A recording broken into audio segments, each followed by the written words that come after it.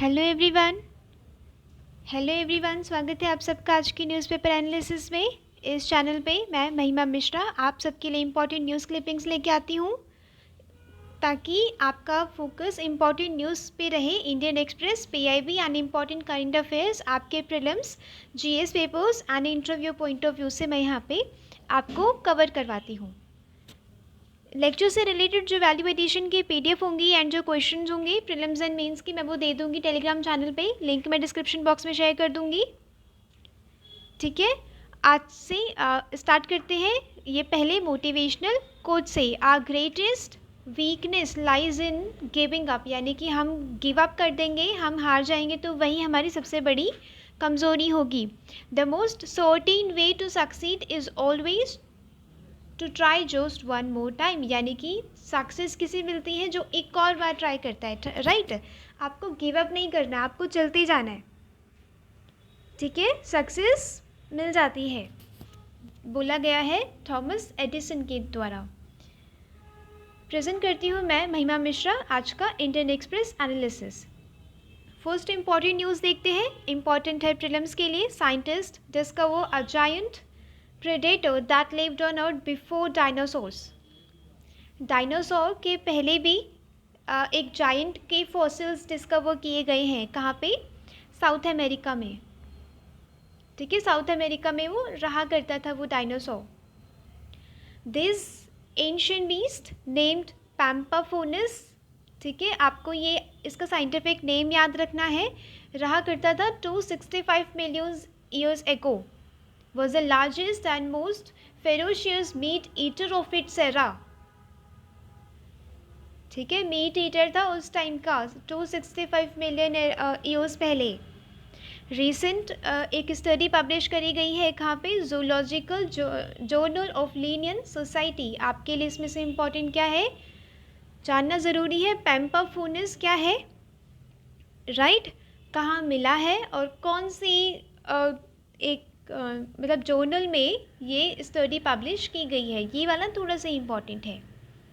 ठीक है, ये ऐसा दिखता है कुछ, ये डायनासोर्स जैसा तो नहीं है बट डायनासोर से एक प्रीसीडर कहा जा सकता है। ठीक है, उससे पहले का है ये इसके फॉसिल्स हैं। The researchers discovered and exquisitely preserved fossils of Pampaphoneus. ठीक है, बिसाई यहाँ पे सदर्न ब्राज़ील से मिला है। ये कंप्लीट स्कल्स हैं, रिब्स हैं, रिब जो वो फेफड़े को प्रिजर्व करने के लिए जो बोन्स होती हैं वो वाली रिब्स हैं। Arm bones of unprecedented insights into the prehistoric giants. The largest Pampaphoneus individual को रीच, इनका जो लार्जेस्ट होते हैं, जो एडल्ट होते हैं, इनमें जो बड़े होते हैं वो 3 मीटर तक लंबे हो सकते हैं। वो 3 मीटर तक ऐसे लंबे हो सकते हैं। वेट कितना होता है उनका? 400 kg। ये लोग स्किल्ड प्रेडेटर्स थे, capable of feeding on small to medium sized animal. ठीक है, ये मीट ईटर्स थे, एनिमल को फीड करते थे ये लोग। ये ऐसे दिखते थे, ये वाले 3 मीटर्स के थे, राइट, एडल्ट वाले। तो ये आपके लिए छोटी सी न्यूज़ है बट इम्पॉर्टेंट है, प्रीलिम्स में एक फैक्ट के रूप में आ सकती है, पूछा जा सकता है आपसे। नेक्स्ट इम्पॉर्टेंट न्यूज़, इम्पॉर्टेंट है GS paper 2, sorry GS paper 1 geography. यहाँ पे जीएस पेपर 1 के लिए इम्पॉर्टेंट है, GS paper 3 environment point of view से इम्पॉर्टेंट है। कौन सी? Marine heat wave last longer in deeper water. ठीक है, मरीन हीट वेव होती है ना, जैसे कि यहाँ पे लैंड में हीट वेव चलती है। कभी कभी आपने देखा होगा कि ओडिशा, झारखंड, बिहार, यहाँ पे इतनी गर्मी होती है, बिल्कुल वेव्स चलती हैं यहाँ पे, हीट वेव्स। वैसे ही मरीन में, जो मरीन इकोसिस्टम है, जो समुद्र है, महासागर है, वहाँ पे भी हीट वेव्स चलती हैं।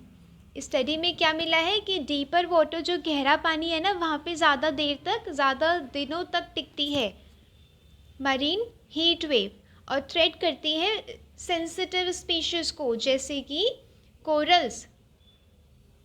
ठीक है, वहाँ के एक्वेटिक मरीन इन्वायरमेंट को थ्रेट करती है, हार्म पहुँचाती है।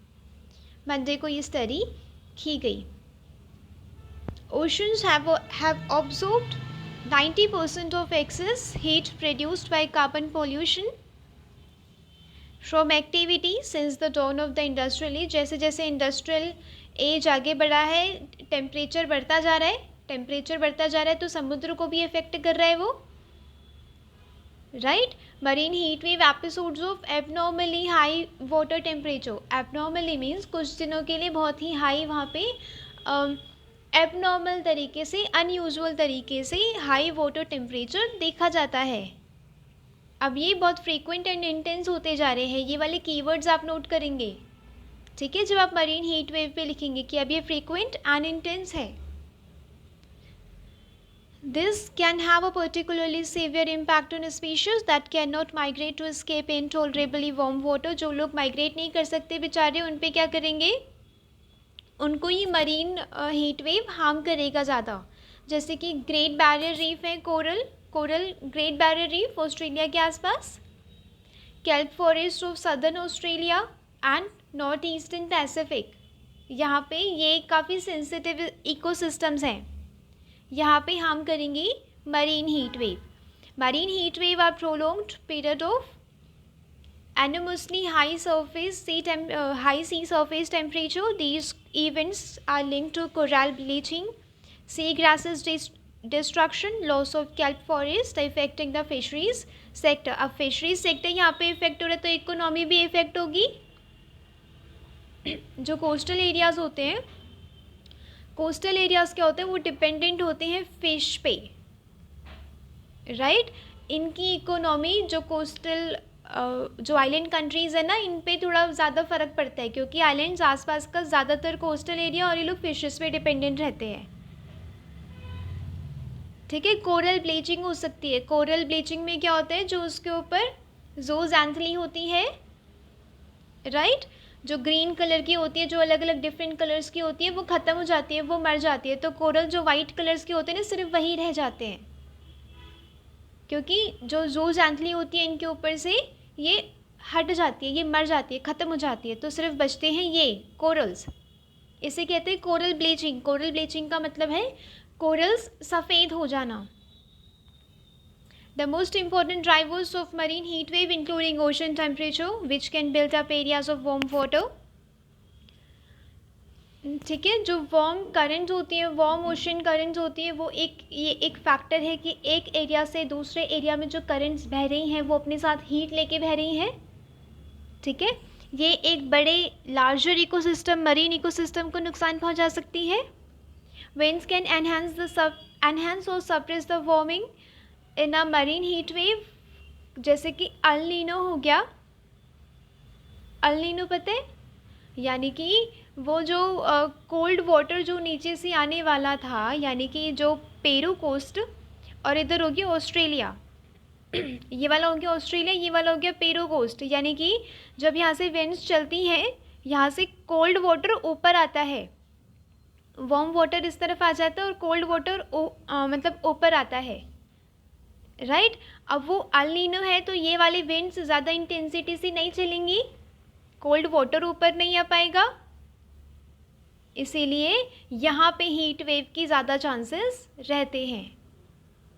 हीट वेव की ज़्यादा चांसेस यानी कि पेरू की फ़िशिंग इकोनॉमी को इफ़ेक्ट पड़ेगा. ये ऐसे आपको लिंक बना के देना है जो आप अल नीनो को लिंक करेंगे मरीन हीट वेव से.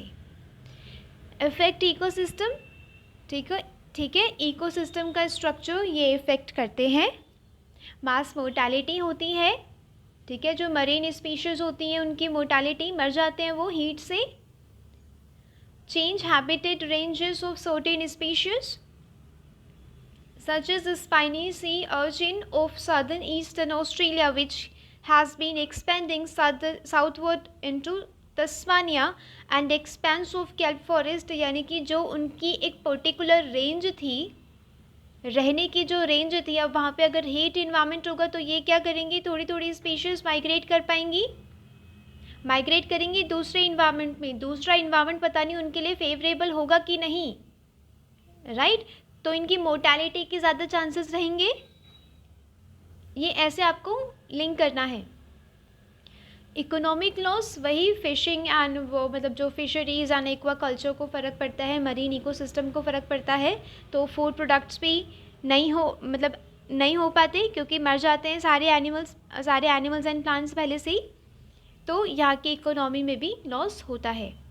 बायोडाइवर्सिटी इफेक्ट करती है, स्टडी फ्रॉम 2020, ये वाला आपको छोटी सी स्टडी लिख देना है, भले ही आप पूरी स्टडी जो स्टडी है उसका नाम ना लिखें, पर आप ये लिख देंगे कि स्टडी फ्रॉम 2020 क्या रिवील किया गया है कि marine heat wave led to bleaching of 85% of coral in Gulf of Mannar near Tamil Nadu coast. ये बहुत इंपॉर्टेंट है आपके जीएस पेपर 1 के लिए। जब आप इन्वायरमेंट के लिए लिखेंगे कोई जीएस पेपर 3, उसके लिए भी इम्पॉर्टेंट है, ठीक है। यानी कि 85% ऑफ कोरल ब्लीचिंग जो हुई है ना गल्फ ऑफ मन्नार के आसपास, तमिलनाडु कोस्ट के आसपास, वो क्या हुई है, मरीन हीट वेव की वजह से हुई है। कितना हार्म कर रहा है मरीन हीट वेव, इसमें एंथ्रोपोजेनिक एक्शन सबसे ज़्यादा एक ट्रिगरिंग कॉज है। फॉर एग्जाम्पल इंडस्ट्रियलाइजेशन, जो टेम्परेचर राइज हो रहा है, increase in the risk of oxygenation and acidification, जब वहाँ पे गर्माहट होती है तो क्या होते हैं, एसिडिफाइड, ओशन के एसिडिफाइड होने का भी खतरा रहता है। ओशन का एसिडिफिकेशन हो जाना मतलब स्पीशीज गई, खत्म, ठीक है। In such cases, marine heat waves not only further damage habitat but also increase the risk of deoxygenation and acidification. Right? ये वाला आपको नोट करना है अपने जीएस पेपर 1 and 3 के लिए, इम्पॉर्टेंट है। जीएस पेपर 1 जो ज्योग्राफी पार्ट है, राइट, उसके लिए ये वाली चीज़ इम्पॉर्टेंट हो जाती है कि मरीन हीट वेव होता क्या है। और दूसरा ये इंपॉर्टेंट हो जाता है जीएस पेपर 3 के लिए कि मरीन हीट वेव का इफेक्ट एनवायरनमेंट पे क्या है, बायोडाइवर्सिटी पे क्या है,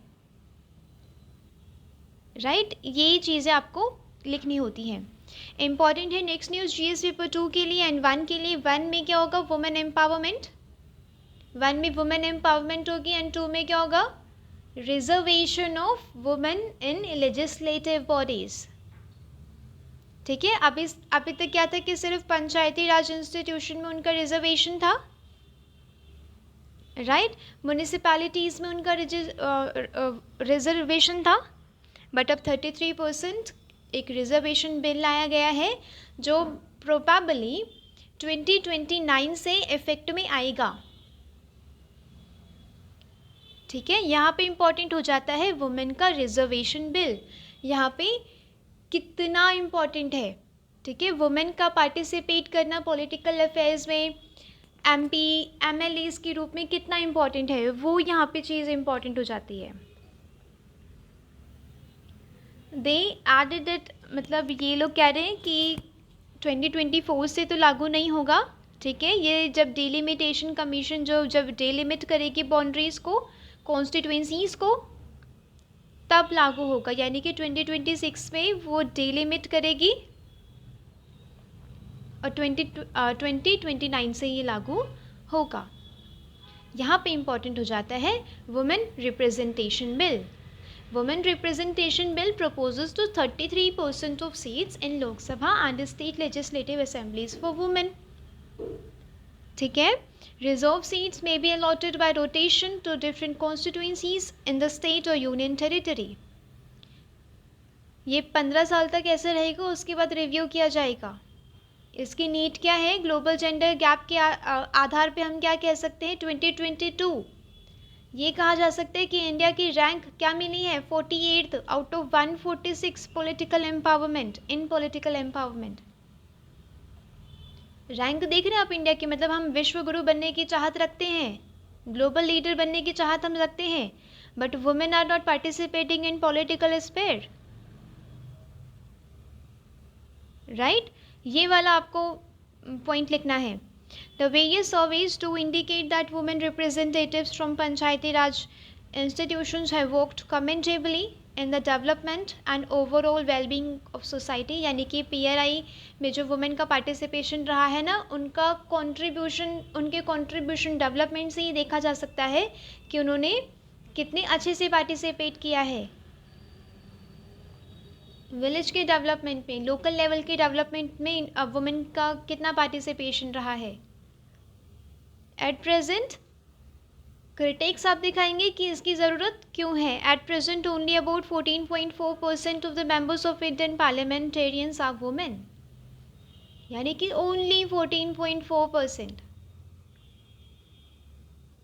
उसमें से भी आप देखेंगे तो क्रिमिनलाइजेशन ऑफ पॉलिटिक्स, पेट्रियार्की जैसे फैक्टर्स और हिंडर करते हैं वुमेन को पॉलिटिकल स्फेयर में पार्टिसिपेट करने से।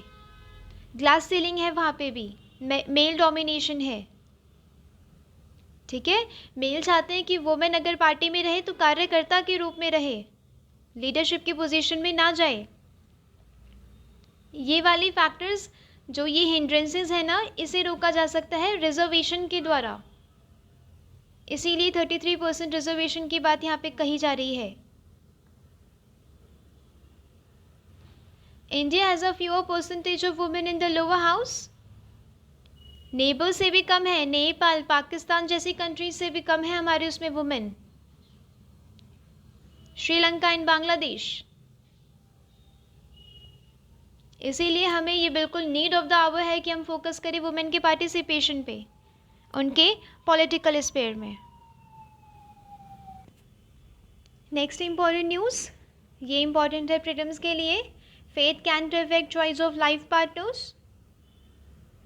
HC हाई कोर्ट ने बोला है, क्या बोला है कि जो इंटरफेथ मैरिजेस होती है ना, उस पर अगर टू एडल्टिंग कंसेंट, मतलब टू एडल्ट के कंसेंट है शादी करने में दो इंटरफेथ कपल की, राइट, अगर कोई इस रिलीजन से कोई उस रिलीजन वाले मतलब पर्सन से शादी करना चाहता है तो वो उनकी मर्ज़ी है, क्योंकि राइट टू मैरी एक इंटीग्रल पार्ट है आर्टिकल 21 का, right to life.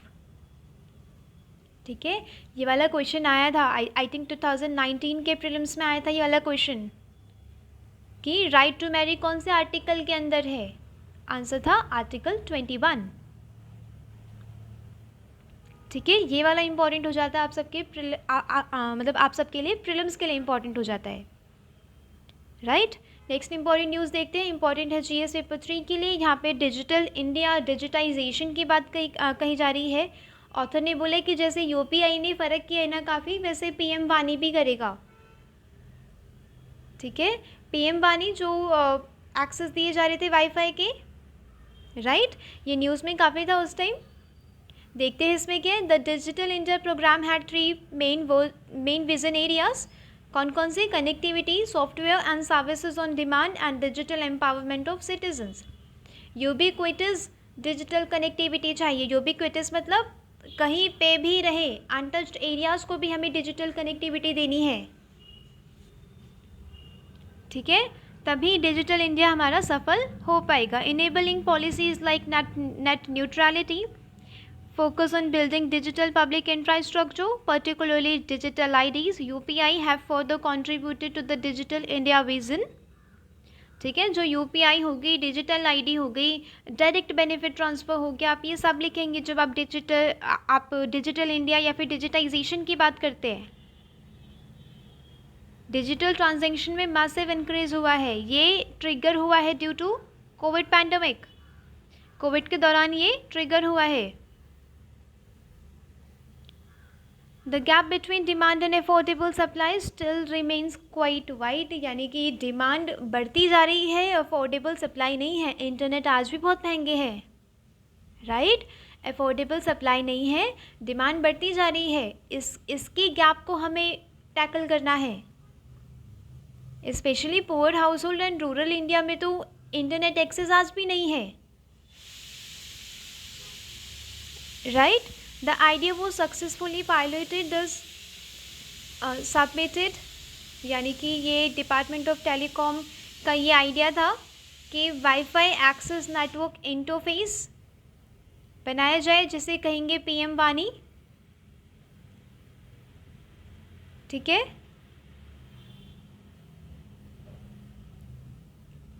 In a way, UPI transformed the financial space in India. PM Vani is going to become a unique digital public infrastructure in connectivity.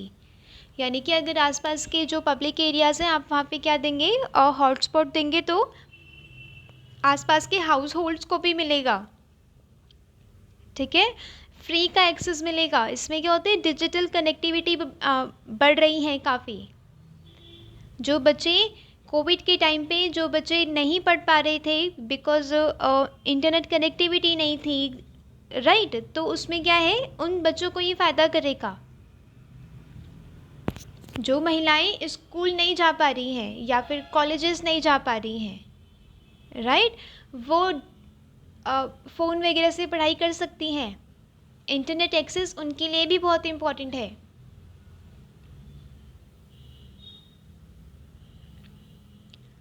Provides a robust, ये वाले यहाँ पे कुछ keywords मुझे मिले थे जो आप सबके लिए इम्पॉर्टेंट है. PM वानी क्या, provides a robust foundation for delivering affordable internet access to significant portion of society. Currently, India's home broadband penetration is one of the lowest in the world. ये वाला आपको दिखाना है, क्रिटिक दिखाना है आपको,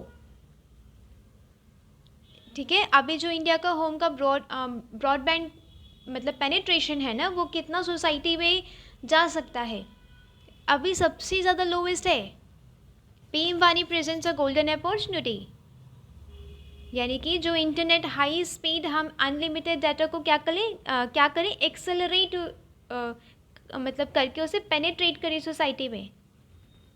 bridging the digital divide and empowering communities nation wide, ठीक है. ये वाली लाइंस आप सबके लिए इम्पॉर्टेंट है अगर आप आंसर इस पर कुछ डिजिटल वाला कुछ लिखना चाहते हैं तो, ठीक है. ये वाला मतलब इम्पॉर्टेंट है काफ़ी.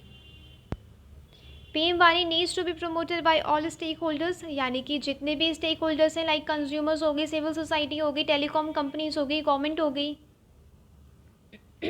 राइट. एक आपने सुना होगा डिजिटल दीदी करके.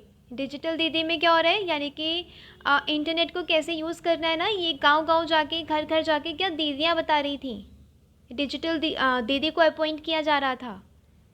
तो ये वाला क्या है, ये अवेयरनेस स्प्रेड करने के लिए इम्पॉर्टेंट है. आप ये वाला पॉइंट लिखेंगे जो मैंने अभी बोला है, दैट इज़ डिजिटल दीदी. PM वानी needs to be promoted by all stakeholders. It is uniquely Indian in its approach of interoperability, openness and scalability. Hopefully it will accelerate the like UPI and other DPIs being built in our country. यानी कि हम जो UPI वगैरह जो transaction अब इतनी massive रूप से हो रही है, इतने मासिव तरीके से हो रही है, वैसे ही हमें PM वानी को भी एक मासिव मूवमेंट बनाना होगा. किससे, जन भागीदारी से, ठीक है. ये वाले कुछ कीवर्ड्स होते हैं जो आपके लिए इम्पॉर्टेंट होते हैं एग्ज़ाम में, स्पेशली UPSC के लिए. आपके जो स्टेट PCS होते हैं वहाँ पे बहुत ज़रूरी हो जाता है ये, क्योंकि मेंस होता है उसमें भी ये वाले आपके लिए कीवर्ड्स इंपॉर्टेंट होते हैं, लाइक जन भागीदारी, इंक्लूसिवनेस, अफोर्डेबिलिटी, एक्सेसिबिलिटी, राइट. ये वाली इन चीज़ों पे हमें ध्यान देना होता है. आज के लिए न्यूज़पेपर में था बस इतना ही. ये वाली जो वैल्यू एडिशन की PDF है विदाउट एनोटेशन, मैं वो दे दूँगी आपको टेलीग्राम चैनल पे, right. Questions prelims and mains के बना के दे दूँगी, कल वाले भी और आज वाले भी मिक्स करके दे दूँगी दोनों.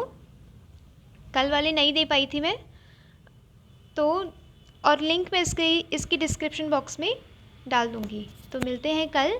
Thanks for watching. Thank you so much.